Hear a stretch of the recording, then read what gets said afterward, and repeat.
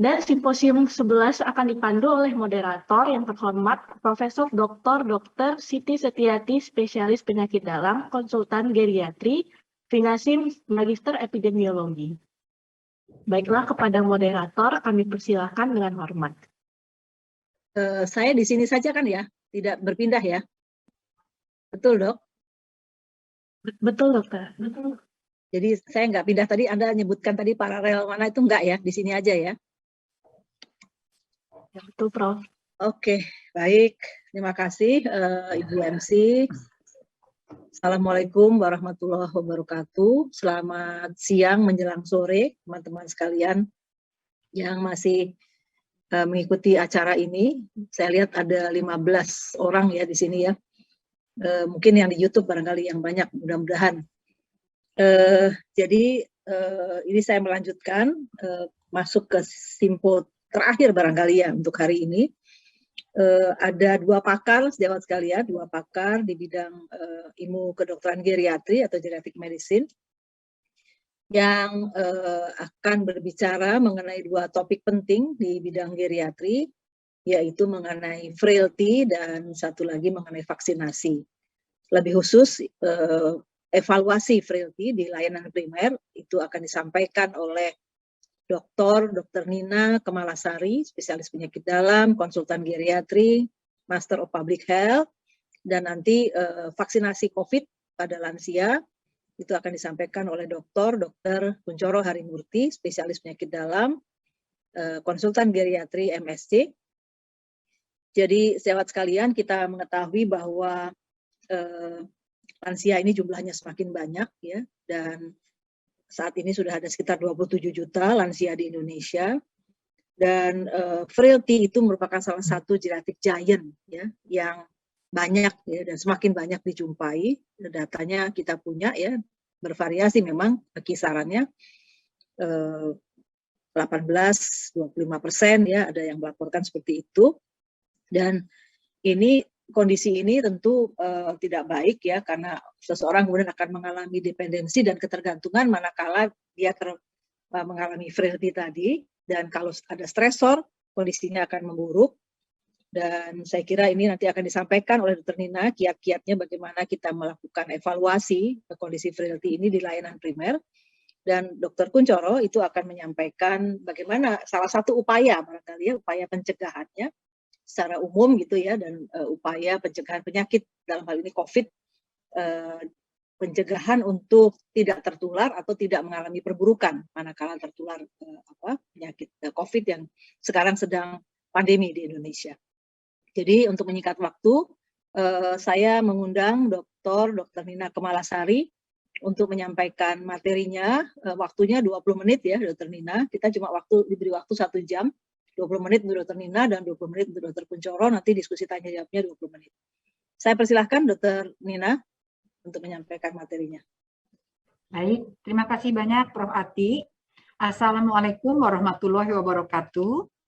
Terima kasih banyak kepada PBID dan PBPAPDI untuk acaranya yang luar biasa ini dan untuk kesempatannya memberikan untuk penyampaian topik ini. Jadi izinkan saya untuk share screen materinya.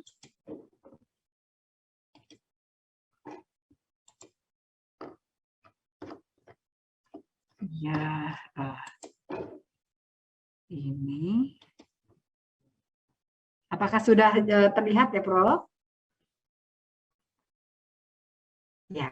Lihat jelas, Bu Nina. Jelas. Baik. Terima kasih, Prof. Ati, Dr. Kuncoro. Jadi saya akan menyampaikan mengenai evaluasi frailty pada lansia di layanan primer. Nah, tadi juga saya sempat berdiskusi dengan teman, ditanyakan, loh, frailty itu apa ya? Nah, jadi ternyata memang banyak sekali teman-teman kita, bahkan yang bergerak di layanan primer itu belum memahami mengenai frailty. Nah, jadi frailty itu nama lainnya adalah kerapuhan. Nah, apa yang disebut dengan frailty? Frailty yaitu penurunan kemampuan fisiologis tubuh akibat defisit kumulatif berbagai sistem organ. sehingga terjadi penurunan daya tahan tubuh terhadap stresor kesehatan. Nah, frailty didefinisikan sebagai kerentanan berlebih terhadap stresor akibat penurunan cadangan fisiologis berbagai sistem organ yang menyebabkan tidak adekuatnya homeostasis atau pengembalian homeostasis setelah destabilisasi atau setelah ada acute insult. Nah, sehingga terjadi penurunan daya tahan tubuh terhadap stresor kesehatan. Nah, jadi dampaknya seringkali karena pada seseorang yang mengalami frailty itu dia mudah jatuh, mudah sakit, mudah dirawat kembali ke rumah sakit, akhirnya menjadi disable, kualitas hidupnya buruk, dan hingga kematian. Nah, prevalensi frailty di dunia pada mereka yang di atas 65 tahun itu 10%, dan prevalensi di atas yang 85 tahun itu 25 sampai 50%, jadi seperempat sampai dengan separuhnya. Nah, bagaimana dengan di Indonesia? Di Indonesia, ini dari studi Prof. Siti Setiati dan kawan-kawan, didapatkan di data di rawat jalan itu 25% mereka frail, mengalami frailty. Nah, faktor-faktor risikonya yaitu usia, status fungsional, dan status nutrisi, dan faktor-faktor prognostik perburukan frailty, yaitu usia 70 tahun ke atas, kualitas hidup yang buruk, dan kecepatan berjalan yang lambat. Nah, ini kriteria frailty ada 5 kalau kita menurut fenotip dari Fried, kriteria Fried. Jadi bila ada 3 dari 5 kriteria ini, itu disebut sebagai frailty. Bila kurang dari 3, ada 1 atau 2 disebut pre-frail. Nah, ini saya sekarang masuk ke data dari Rumah Sakit Persahabatan. Kita sekarang sedang mengalami gelombang ketiga COVID. Nah, dari data ke 1 bulan Januari sampai dengan Februari ini, data-data kematian COVID di Rumah Sakit Persahabatan ada total 79 pasien yang meninggal, dan lansia 46 orang, yaitu 58% di antara 79 itu. Kalau ditambah pralansia 45 tahun sampai 59 tahun menjadi 77%. Jadi hampir 80%-nya yang meninggal adalah mereka yang pralansia dan lansia. Nah, lansia saja 60%. Jadi begitu banyaknya saat ini yang meninggalkan lansia kita meninggal karena COVID. Nah, kalau dilihat derajatnya, memang mayoritas derajat kritis diikuti dengan derajat berat. Nah, jadi datang ke rumah sakit itu sudah dalam keadaan derajat berat dan kritis. Nah, ya kemudian berdasarkan ada tidaknya komorbid, 98,7%, hampir 100% itu ada komorbid. Dan komorbid terbanyak adalah hipertensi dan DM. Nah, jadi ini gambaran lansia kita yang berobat di Rumah Sakit Persahabatan, dan bagaimana berdasarkan status vaksinasinya. Kita lihat. Nah, jadi ternyata 60% itu belum vaksin. Nah, jadi artinya begitu banyak lansia kita yang belum divaksin. Artinya beliau begitu rentan untuk terkena infeksi COVID. Nah, jadi dan kemudian tadi malam kita membahas bersama Kementerian Kesehatan, Persahabatan, RSCM, dan Sulianti Saroso melaporkan kasus-kasus kematian COVID. Dari 3 kasus yang dilaporkan, semuanya usia lanjut dan semuanya memiliki diabetes dan hipertensi. Dan gejala-gejalanya tidak khas. Kalau ada batuk-batuk hanya 2 hari, kemudian 2 hari kemudian mengalami sesak napas dan langsung harus ke rumah sakit. Dan ada lagi yang tidak mau makan. Nah, jadi perburukan gejalanya begitu cepat. Nah, jadi dipikirkan jangan-jangan ini pada mereka yang begitu cepat memburuk, jangan-jangan ada kondisi frailty yang mendahului. Sehingga ketika frailty itu tidak diketahui, tidak dikelola, jadi begitu dapat acute insult seperti infeksi COVID ini, dengan cepat kondisinya memburuk. Nah, jadi karena keluarga merasa tidak ada gejala-gejala yang lain, tidak ada merasa ada gejala-gejala yang membuat mereka harus khawatir. Nah, jadi kita pikirkan kemungkinan ada hal yang tidak kondisi frailty ini tidak terdeteksi di masyarakat. Nah, kita masuk kepada topik dekade healthy aging. PBB telah memproklamasikan dekade healthy aging berdasarkan usulan WHO pada 14 Desember 2020 yang lalu. Definisi healthy aging menurut WHO yaitu proses membangun dan memelihara kemampuan fungsional yang menimbulkan kebahagiaan atau kepuasan pada usia lanjut. Dan kemampuan fungsional adalah kemampuan orang untuk melakukan apa yang bernilai bagi mereka. Nah, bebas dari penyakit saja bukan syarat untuk menua yang sehat. Karena banyak orang yang punya penyakit komorbid ada beberapa, tetapi ketika penyakitnya itu bisa terkontrol, itu tidak terlalu mempengaruhi status fungsional mereka. Nah, jadi kemampuan fungsional ini adalah mencakup kapasitas seseorang untuk memenuhi kebutuhan dasar, belajar, bertumbuh, mobilitas, membangun hubungan, berkontribusi pada masyarakat. Karena itu, kemampuan fungsional tergantung pada kapasitas intrinsik individu, kondisi lingkungannya, dan interaksi di antara keduanya.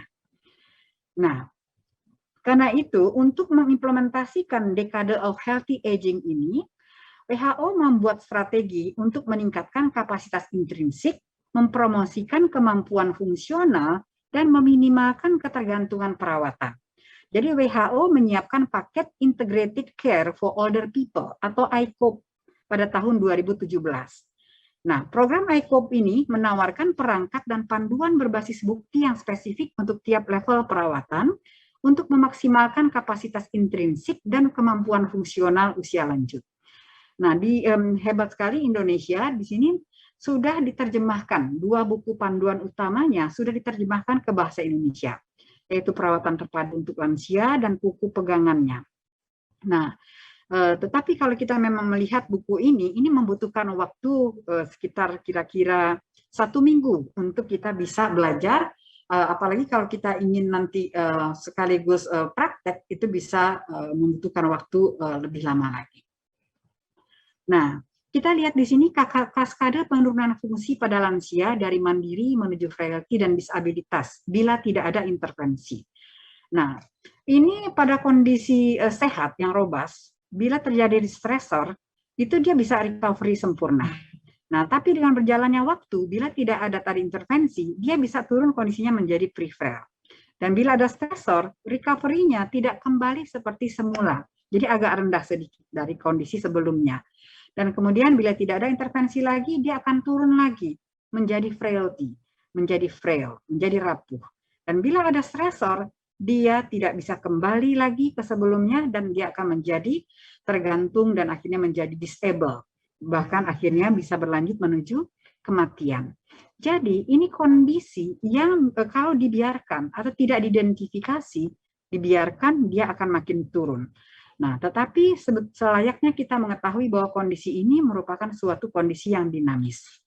Mari kita lihat dari studi ini.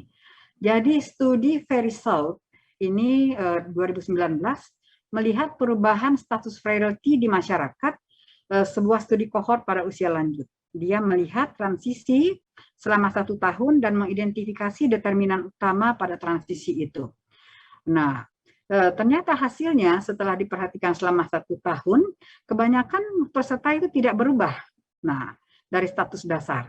Dan kemudian 42% yang non-frail pada baseline menjadi pre-frail pada setelah 1 tahun follow up.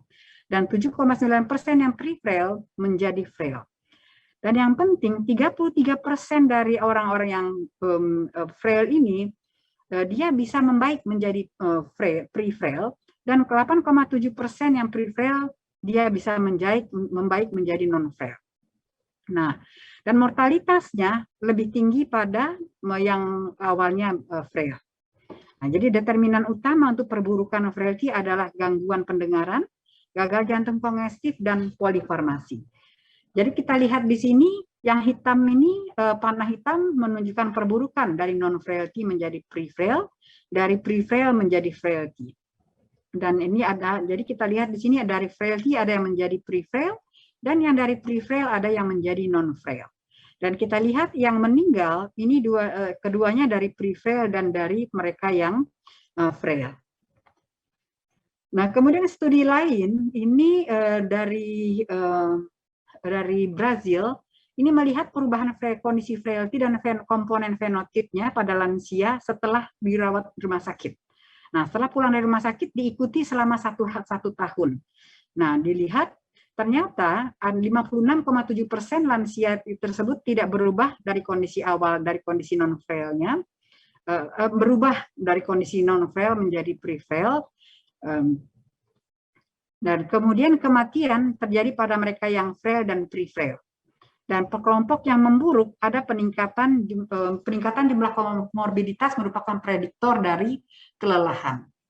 Ini kita lihat data di sini bahwa mereka yang pre-frail, nah ini bisa menjadi non-frail. 23% bisa menjadi non-frail.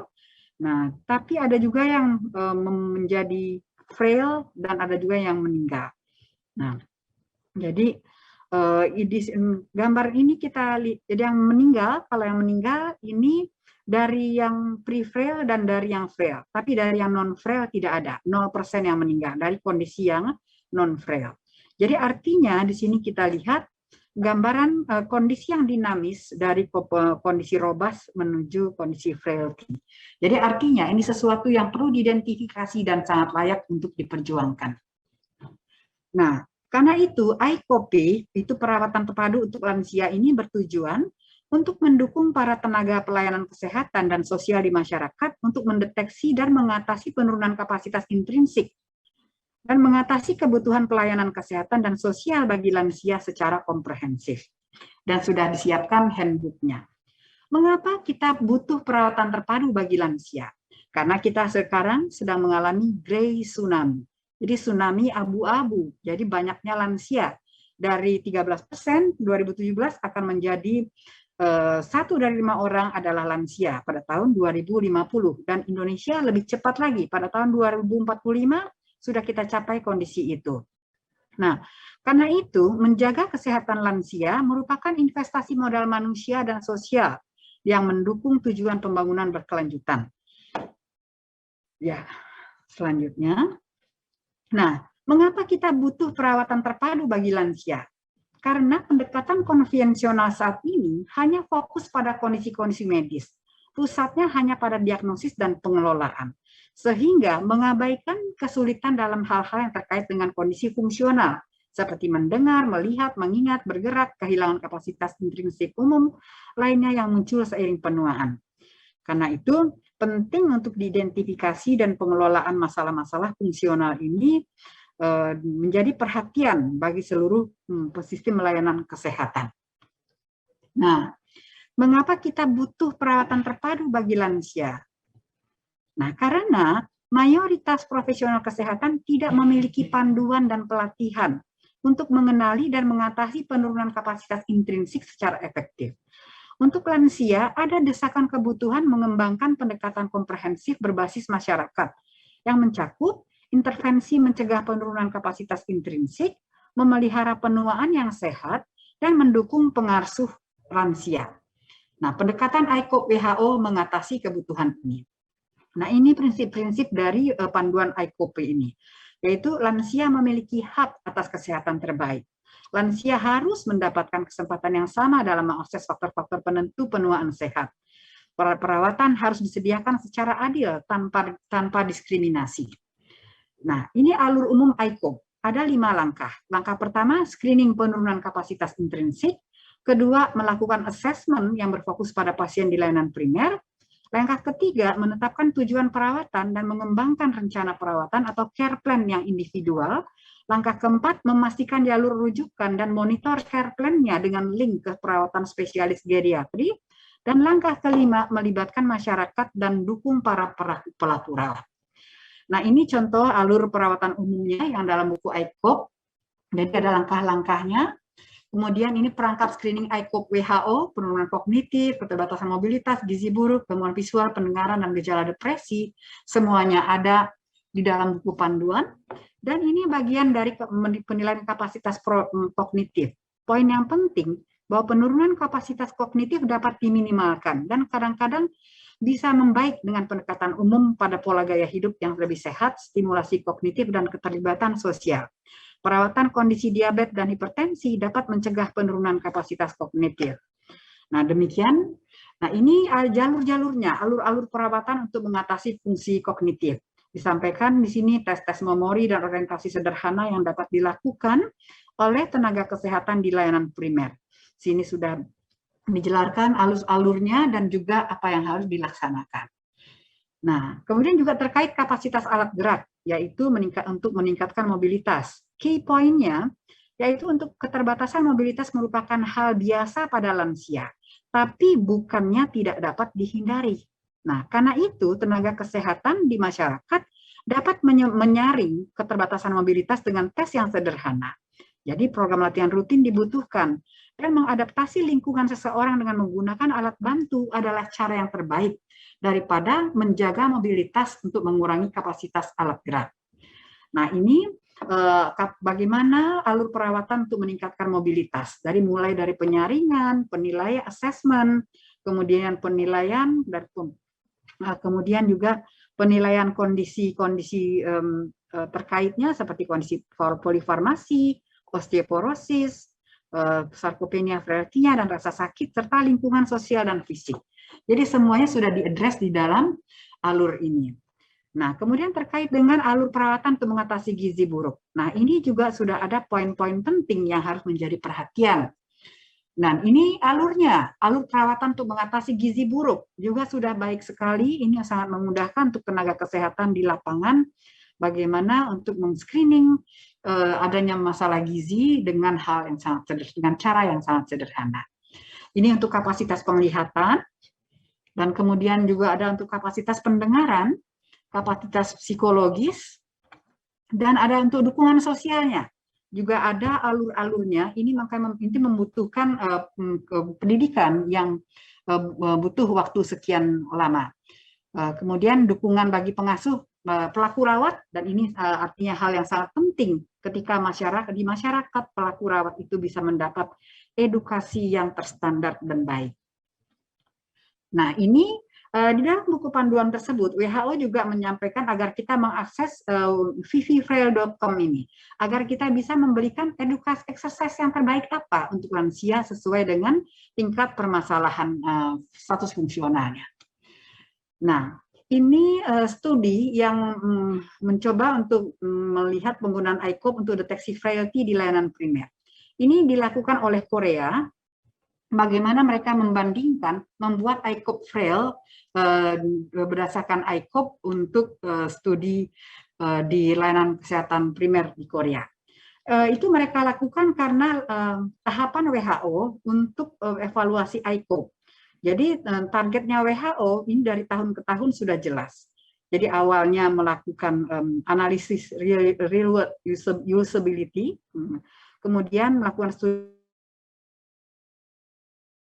2022 ini targetnya ada menambah lagi 10 negara, tapi studinya bukan prospektif lagi, tapi di sini melakukan randomized study untuk memvalidasi manfaat, efikasi dan effectiveness klinik dari ICOP ini. Dan pada tahun 2025 sampai 2030 adalah berdasarkan hasil terdahulu negara-negara yang telah memilih ICOP itu memasukkan ICOP ke dalam bagian dari universal health coverage-nya. 2 menit lagi ya, Dr. Nina. Baik, Prof. Ati. Terima kasih, Prof. Nah, jadi ini yang dilakukan oleh Korea. Mereka membuat Korean Frailty Index in Primary Care. Mereka ada RCT-nya, melakukan tahapan kelompok eksperimen dan kontrol. Setiap bulan dilakukan coaching. Nah, kemudian dipantau lagi pada bulan ketiga dan bulan ke-6. Itu studi mereka sedang berlangsung di sana. Dan ini mereka memperlihatkan bahwa variabel Korean Frailty Index in Primary Care mereka itu banyak yang match dengan apa yang ada di ICOP. Dan ini rekomendasi-rekomendasi terkait dengan permasalahan yang ditemukan dari pada saat mereka melakukan ICOP Frail Study. Nah, ini yang terakhir terkait dengan studi yang lain, bagaimana negara-negara di dunia ini bahu-membahu memikirkan bagaimana mereka bisa mendeteksi dan mencegah frailty pada usia lanjut di level masyarakat. Nah, ini dilakukan oleh Italia dan Belanda. Nah, di Italia mereka melakukan mengundang masyarakat lewat gereja Kalau di Belanda mereka diundang ke GP, ke praktek GP untuk dilakukan screening. Nah, data-datanya kemudian dari keduanya dimasukkan ke pusat data, kemudian dari sana keluar hasil kategori frail, pre-frail, dan robustnya. Kemudian pada yang robust diundang lagi setahun kemudian, untuk yang frail dia dikonsulkan ke GP-nya, untuk yang pre-frail dilakukan screening kedua. Hasilnya pun diulangi lagi sedemikian, sehingga keluar lagi hasilnya dia kategori frail, pre-frail, atau robust. Dan setelah ada hasil assessment kedua ini, yang kondisi pre-frail dilakukan training khusus. Yang robust diundang lagi tahun depan, yang frail dikirim ke GP atau spesialisasi yang sesuai. Baik, jadi ini yang terakhir, Prof. Jadi take home messages dari topik ini adalah menjaga kesehatan lansia merupakan investasi modal manusia dan sosial dan mendukung tujuan pembangunan berkelanjutan PBB. Identifikasi frailty pada lansia di layanan primer sangat penting karena frailty merupakan kondisi yang dinamis dan dapat diatasi. WHO telah membuat panduan perawatan terpadu bagi lansia di komunitas karena mayoritas profesional kesehatan tidak memiliki panduan dan pelatihan untuk mengenali dan mengatasi penurunan kapasitas intrinsik secara efektif. Telah dilakukan studi ICOP frail di Korea untuk memaksimalkan kapasitas intrinsik dan mengelola frailty di layanan primer. Beberapa negara telah membuat model pelayanan ideal dengan desain partisipasi untuk mengembangkan sistem layanan, mendeteksi dan mencegah frailty pada lansia di masyarakat. Perlu dilakukan riset penerapan ICOP di layanan primer di Indonesia, edukasi masif dan redesign sistem kepada tenaga kesehatan yang bertugas di layanan primer untuk melakukan identifikasi masalah kapasitas intrinsik lansia dan bagaimana mengelola frailty agar lansia tidak jatuh ke dalam disabilitas dan perburukan kondisi. Dan akhirnya, perlu dibuat buku ajar penerapan ICOP untuk pendidikan tenaga kesehatan di layanan primer. Terima kasih. Mudah-mudahan kita manusia Indonesia dapat selalu prima di setiap masa. Semoga. Wassalamualaikum warahmatullahi wabarakatuh.